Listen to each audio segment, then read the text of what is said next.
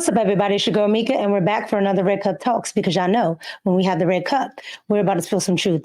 I wanted to come on here and talk to you guys about J.D. Vance. J.D. Vance is, when I tell you, he has mastered the art of war. He has mastered the art of war. We're not even going to waste time. We're just going to get right into it. Let's look at some of these highlights of last night's presidential debate. Here we go.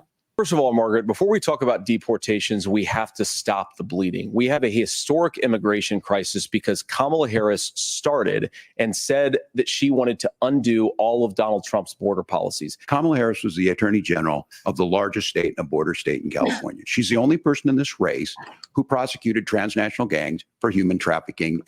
So she should know the importance of not having open borders, correct? But yet she championed for them and said that the border wall was a vanity project. Remember that? She literally said that the border wall was a vanity project. Here we go. She once called, quote, un-American when Trump was in office. She also called the wall a vanity project for Trump. Let's watch. This issue is about a vanity project for this president. Right. And it is a problem of his own making. Right. And listen, when I travel this country, folks have plenty enough problems that they need their president to focus on, instead of a wall that, by the way, because I was a prosecutor for many years, including the Attorney General of California, I specialize on transnational criminal organizations. Yeah. That wall ain't gonna stop them. No. And here's another. That wall ain't gonna stop them. So she wasn't for it anyway. See how that works? But look, we all want to solve this. Most of us want to solve this. That's why we had the fairest and the toughest bill on immigration that this nation's seen. But as soon as I was getting ready to pass and actually tackle this, Donald Trump said no, told them to vote against it because it gives him a campaign issue.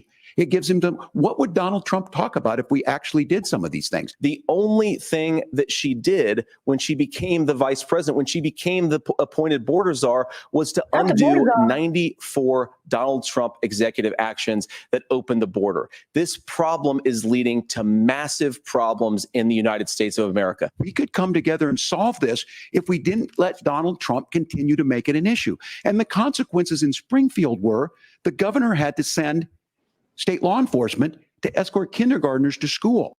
The governor had to send people because people were tired of calling their officials and nobody did anything about it. So the governor had to send people. That's what they're supposed to do. They're supposed to call the people that they're paying, like you, and you're supposed to come and do something about it. What is the problem? Why don't you guys want to do your jobs? Right? This is all on record. They went to town halls complaining about migrants everywhere. Like, come on. I believe Senator Vance wants to solve this, but by standing with Donald Trump and not working together to find a solution, it becomes a talking point. And when it becomes a talking point like this, we dehumanize and villainize other human beings. Now, Governor Walz brought up the community of Springfield, and he's very worried about the things that I've said in Springfield. Look, in Springfield, Ohio, and in communities all across this country, you've got schools that are overwhelmed. You've got hospitals that are overwhelmed. You have got housing that is totally unaffordable because we brought in millions of illegal immigrants to compete with Americans for scarce homes. The people that I'm most worried about in Springfield, Ohio, are the American citizens who have had their lives destroyed by Kamala Harris's open border. It is a disgrace, Tim. And I actually think, I agree with you. I think you want to solve this problem, but I don't think that Kamala Harris does. Kamala doesn't want to solve it. And by goodness, neither do the Democrats. But I remember one Democrat that didn't mind being deporter in chief. He mass deported them. Roll footage. Won't you at least consider unilaterally freezing deportations for the parents of deferred action kids? Yeah. Here's the problem that I have, Jose, and I've said this consistently. My job in the executive branch is supposed to be to carry out the laws that are passed.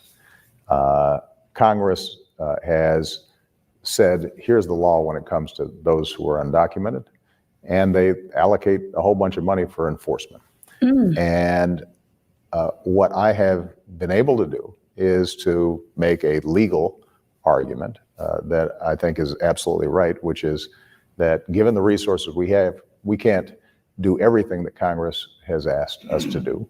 What we can do is then carve out the DREAM Act folks, saying young people who have basically grown up here are Americans that we should welcome. We're not going to have them operate under a cloud, under a shadow. But if we start broadening that, then essentially I would be ignoring the law in a way. What was that? You will be ignoring the law? So what you going to do, Barack? That I think would be very difficult to defend legally. So that's not an option. And I do get a little worried that advocates of immigration reform start losing heart. So there you had Barack Obama basically saying that, hey, if you are an American citizen child, you can stay here. But the parents got to go back. But they had no problem with Barack Obama saying this, of course, because just like Kamala, they like to flip-flop. Okay, continue.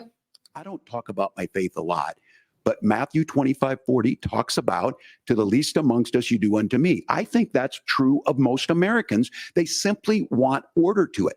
This bill does it. It's funded. It's supported by the people who do it. And it lets us keep our dignity about how we treat other people. Just to clarify for our viewers, Springfield, Ohio does have a large number of Haitian migrants who have legal status, temporary protection. Now, this was one of the things that bothered me during this debate, right? They weren't supposed to be fact checking. And then all of a sudden, boom, they're fact checking. Like CBS, ABC, CNN, doesn't matter. They're going to sneak some little dirty trick in there somehow. Protected status. Well, Margaret, but thank you, Senator. We have so much to get to. Margaret, I think it's important we're because going to turn out of the economy. Thank Margaret, you. the rules were that The you guys economy, weren't going to fact check, and since you're fact checking me, I think it's important to say what's actually going on.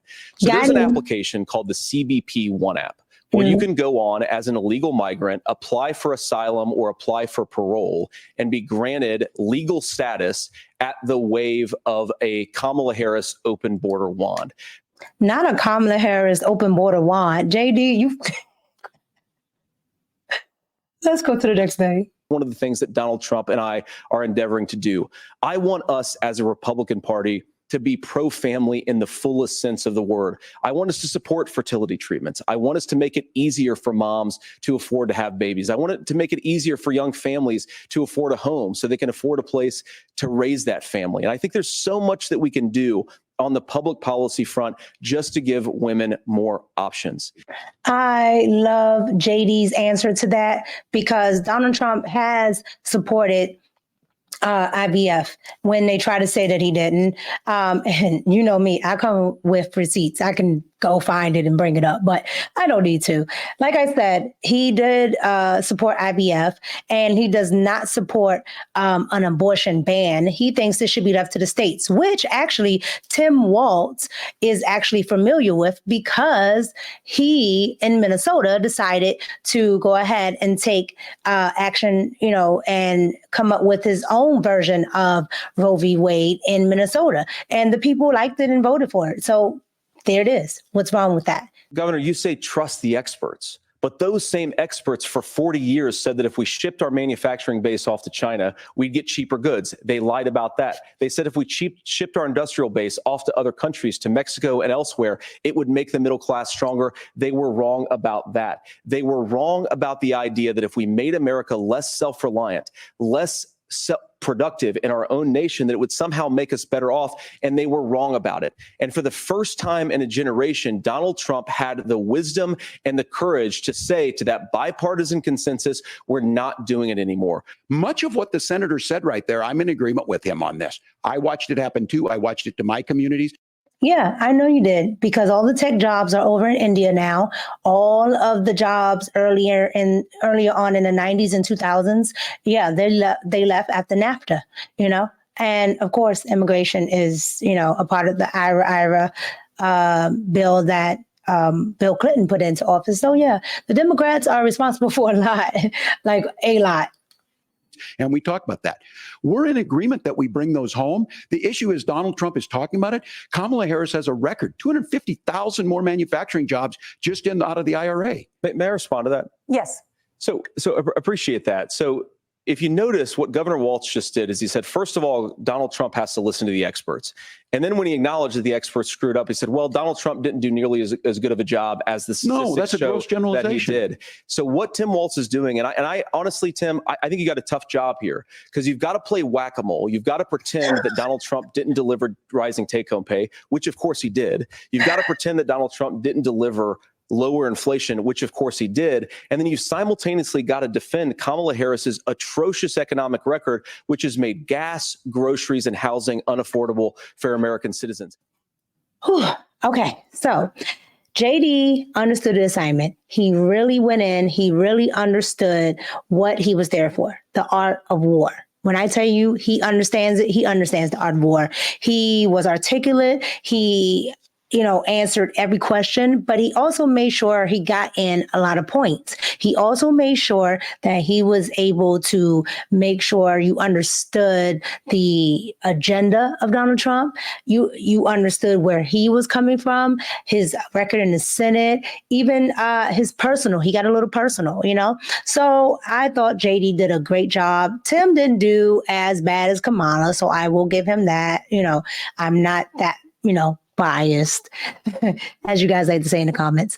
But at the end of the day, I just think that, the Trump and Vance ticket is just a better ticket for the economy. I am an independent, but I do tend to vote more conservative because they come up with better ideas that serve the American people, not just my family, but the American people overall. We don't want to be overtaxed. We don't want to have to shove out money for people who are not supposed to be here. And even if they are seeking asylum, the government has no plan. They're overspending. They're spending, billions at this point just to house some of them. Meanwhile, our veterans can't get housing. Regular families can't get housing. We're always told there's no money, but all of a sudden, the Democrats find money. Go figure. Let me know what you think about in the comments of some of the highlights. Let me know what you think about on some of the flip-flops from Kamala. And let me know what you think about with the hypocrisy of the Democrats talking about mass deportations when they didn't have a problem with mass deportations under Barack Obama. Remember, he was the deporter in chief. But that was fine then. But remember, this is Trump, the never Trump people. Anywho, like, comment, and subscribe. Let me know what you think down in the comments. And, check out some of these videos somewhere up in here. I don't know where they're at, but in here. I'm out. It's your girl, Micca. Peace.